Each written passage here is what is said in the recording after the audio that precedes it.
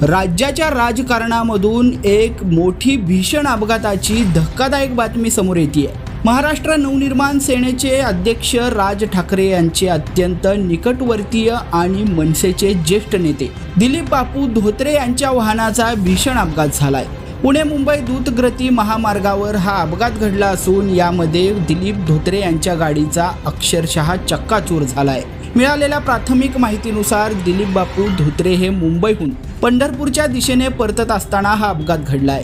मुंबई पुणे एक्सप्रेसवेवर त्यांच्या फॉर्च्युनर गाडीला भीषण धडक बसली आहे। हा अपघात इतका भयानक होता की त्यांच्या आलिशान फॉर्च्युनर गाडीचं मोठं नुकसान झाले। फॉर्च्युनर गाडीचा पुढचा भाग हा पूर्णपणे चिरडला गेलेला आहे। या अपघातामध्ये दिलीप धोत्रे हे जखमी झाले असून त्यांना तातडीने उपचारासाठी पुणे येथील एका खासगी रुग्णालयात दाखल करण्यात आलेला आहे। मात्र सध्या दिलीप बापू धोत्रे यांची प्रकृती स्थिर असल्याचं समजतंय। मात्र त्यांच्या चालकाची प्रकृती अत्यंत गंभीर असल्याची माहिती समोर येते आहे। चालकावर सध्या अतिदक्षता विभागात उपचार सुरू आहेत। दिलीप धोत्रे हे राज ठाकरे यांचे अत्यंत विश्वासू सहकारी म्हणून ओळखले जातात।